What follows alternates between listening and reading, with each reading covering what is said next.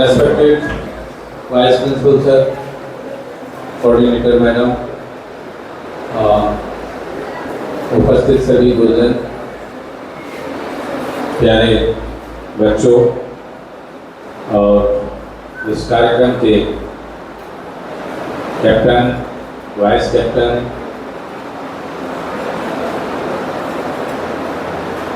आज ये math quiz का जो प्रोग्राम है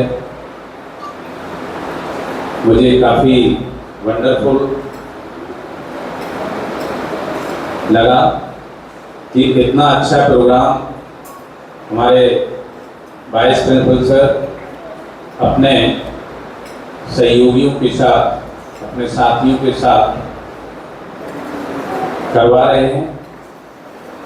और इस प्रोग्राम के लिए मैं वाइस प्रिंसिपल सर और उनके जो भी साथी हैं उनकी भूल प्रशंसा करता हूँ, तहे दिल से प्रशंसा करता हूँ। बात आती है मैथ की, मैथ क्विज का प्रोग्राम है। सबसे पहले मैं मैथ की बात करता हूँ। बच्चों, जिस तरीके से बताते हैं कि मोर बहुत ही सुंदर होता है, मोर पक्षी जो है देखने में बहुत सुंदर होता है और उसके पूरे बॉडी को, उसके पूरे शरीर को देखें तो उसकी सुंदरता का वर्णन हमारे कवियों ने भी किया है। लेकिन इस सारी सुंदरता में जो सबसे, मोर तो सुंदर है ही, लेकिन उसमें भी सुंदरता जो है वो सिर्फ और सिर्फ उसकी जो मुकुट होता है, जो गॉड के द्वारा उसे प्रदत्त किया गया, भगवान के द्वारा ऑलरेडी मुकुट पहना के भेजा गया, उससे उसकी सुंदरता जो है सर्वोपरि है। सिर्फ इसी तरह से यहाँ हमारे विषयों की बात करें, सब्जेक्ट की बात करें, तो जितने भी सब्जेक्ट हैं पढ़ना ही बहुत अच्छा है, स्टडी करना बहुत अच्छा है। किसी भी सब्जेक्ट की स्टडी करना बहुत अच्छा है। जैसे बताते हैं कि अगर व्यक्ति पढ़ा लिखा है, अगर अनपढ़ है, तो वो एक तरीके से ब्लाइंड के समान है, अंधे के समान है।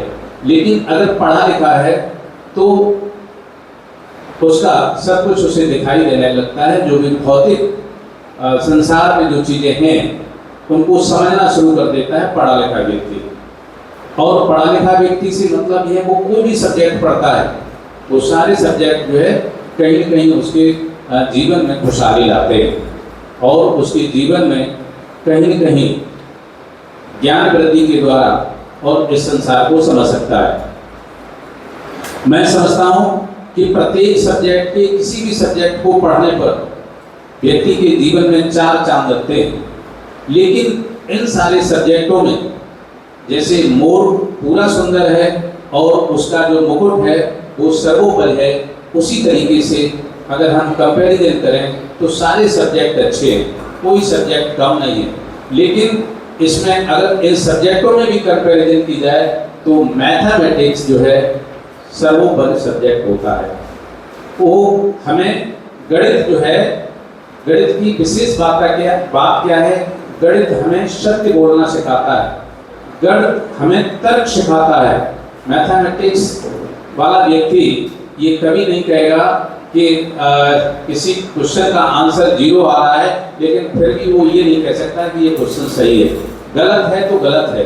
एक बार हिंदी में तो कविता का जैसे अर्थ लिखना है और उस पोइम के अर्थ को अगर उसने 50% सही लिखा है तो उसे 50% मार्क्स मिल सकते हैं और उसके सपोर्ट में कहा जा सकता है कि हाँ 50% ठीक है। लेकिन मैथमेटिक्स में ऐसा नहीं है। मैथमेटिक्स में यही है कि या तो सही है या गलत है। इसलिए बच्चों, मैं समझता हूँ कि जो गणित का आदमी होता है, जो मैथ पढ़ा हुआ होता है, वैसे हमारे यहाँ गुरुजन भी बैठे हैं, कहीं कहीं उनके मन में ये आता होगा कि मैं हिंदी पढ़ा हूँ, मैं इंग्लिश पढ़ा हूँ और सर मैथ की प्रशंसा करते चले जा रहे हैं। लेकिन मैं अपने गुरुजनों से भी कहूँगा कि जब ये क्लास फर्स्ट से पढ़ना शुरू किए थे तो 110% इन्होंने 10th क्लास तक मैथमेटिक्स पढ़ा होगा। और जो 10th क्लास तक मैथमेटिक्स पढ़ा है, यानी 10 वर्षों में जो मैथ पढ़ा है, तो उनकी सच बोलने की, वो व्यक्ति जो गणित पढ़ता है वो जो है सच पर बहुत भरोसा करता है, वो तर्क पर भरोसा करता है, वो टू द पॉइंट बात करता है। तो मैथ जो है सभी सब्जेक्टों में सर्वोपरि है, और बिना मैथ के बिना मैथ का प्रयोग किए हुए कभी भी अन्य सब्जेक्ट का काम नहीं चल सकता है।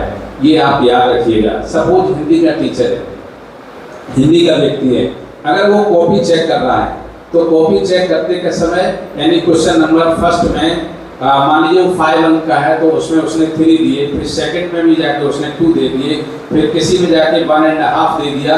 एटलीस्ट जब अंत में निष्कर्ष निकलेगा तब वो सबको ऐड करेंगे, जोड़ेंगे, यानी 2 + 3 + 3 यानी इतने बाई इतने, यानी 44/50। मतलब इस तरह से उन्हें मैथ का प्रयोग करना ही पड़ेगा। आप जीवन में अनपढ़ व्यक्ति भी है, वो भी अगर सब्जी लेने जाता है तो पूछता है कि पोटैटो किस रेट में है, तो वो बताता है कि 15 रुपीज़ केजी। वो कहता है आधा केजी दे दीजिए। जब आधा केजी की बात आती है तो वहीं पर वो मैथ लगाना शुरू कर देता है। तो आप ये समझ लीजिए कि चाहे वो पढ़ा लिखा व्यक्ति हो या अनपढ़ व्यक्ति हो, बिना गणित के, बिना मैथ के उसका जीवन चल नहीं सकता है। तो इसलिए बच्चों, आज जो मैथ का क्विज ये रखा गया है, मैथ का प्रोग्राम रखा गया है, और निश्चित रूप से इस क्विज के थ्रू बच्चे मैथ की तरफ उनका रुझान, उनका मोटिव बढ़ेगा। और मैथमेटिक्स वाला स्टूडेंट, पुनः बताता हूँ, जिसको मैथ आता है, जिसकी तर्क शक्ति बढ़ती है, मस्तिष्क की पावर बढ़ती है, दूसरा सही की तरफ जाना चाहते हैं। और मेरा पूरा भरोसा है कि आप अपने गुरुजनों के मार्गदर्शन में जो प्रशिक्षण ट्रेनिंग जो ले रहे हैं, और निश्चित रूप से इस किरण सौरिया के बच्चे पिछले वर्षों का जो प्रदर्शन है और आगे आने वाला भी है, मैं आपको ये भरोसा दिलाता हूँ। अभी मैं बैठ के ये बात कर ही रहा था टिंटो सर के साथ कि मुझे इस वर्ष बच्चों के साथ कैसे फिर एक बार जो है अपना परचम लहराना है। और ये 110% तय है कि हम आने वाले वर्ष में किरण सौरिया स्कूल मैथपुरी में ही नहीं, पूरे देश में, जैसा कि पिछला परचम लहराया, निश्चित रूप से अपना परचम लहराएंगे विद द हेल्प ऑफ गुरुजन और स्टूडेंट के। आज जो मैथमेटिक्स क्विज का प्रोग्राम रखा गया है, जिसमें रमन हाउस ने 55 अंक प्राप्त करके प्रथम पोजीशन पर, और शिवाजी हाउस 49 मार्क्स प्राप्त करके सेकंड पोजीशन पर रहे हैं। यहाँ तक कि जो टैगोर हाउस है वो 30 अंक, और लास्ट में अशोका हाउस में 29 अंक प्राप्त करके ये चतुर्थ स्थान पर 4th प्लेस पर रहे हैं। बच्चों, जहाँ तक जीवन के किसी भी क्षेत्र में हार और जीत एक सिक्के के 2 पहलू होते हैं। अगर जीत सुनिश्चित है तो हार भी सुनिश्चित है। हमें जहाँ भी मेरी सेकंड पोजीशन या थर्ड पोजीशन, या मैं कहूँ हार जाते हैं, तो मुझे मायूस नहीं होना है। किसी भी परीक्षा में, किसी भी क्विज में कभी मुझे मायूस नहीं होना चाहिए।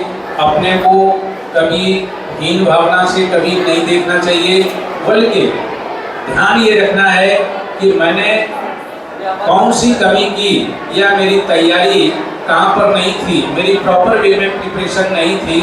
उसको आगे टर्म्स पर जो भी क्विज, किसी भी तरह की कंपटीशन होती है, तो उस कंपटीशन के लिए आपको प्रिपरेशन, और वो भी प्रिपरेशन भी ऐसी हो जो प्री प्लान से हो।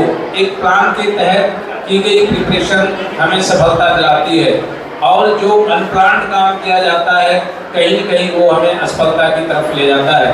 आपने देखा होगा तमाम सारे कैंडिडेट, तमाम सारे छात्र देश में होने वाली विभिन्न प्रतियोगी परीक्षाओं की वो प्रिपरेशन करते हैं, जैसे सिविल है, IAS है, IPS है और अदर्स कंपटीशन है, IIT है, नीट है, बहुत सारी कंपटीशन है जिनकी प्रिपरेशन करते हैं। लेकिन वो हो सकता है कि फर्स्ट ईयर में फर्स्ट चांस में वो क्वालिफाई नहीं कर पाए हैं, लेकिन सेकंड चांस में जब उन्होंने अपनी कमियों को ऑब्जर्व किया, देखा, अवलोकन किया, तब उन्होंने वो कमियां नहीं आने दी। और जब वो कमियां उनके प्रिपरेशन में नहीं रही तो नेक्स्ट क्रम में उन्हें जो है जीत का तोहफा या जीत का सेहरा उनके सिर पर बना।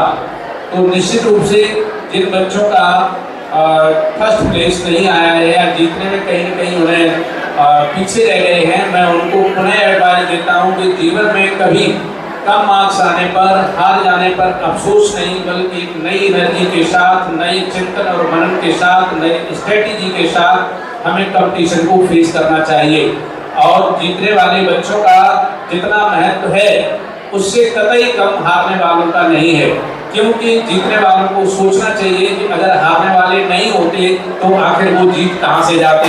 इसलिए यहाँ पर जीतने वाले और हारने वाले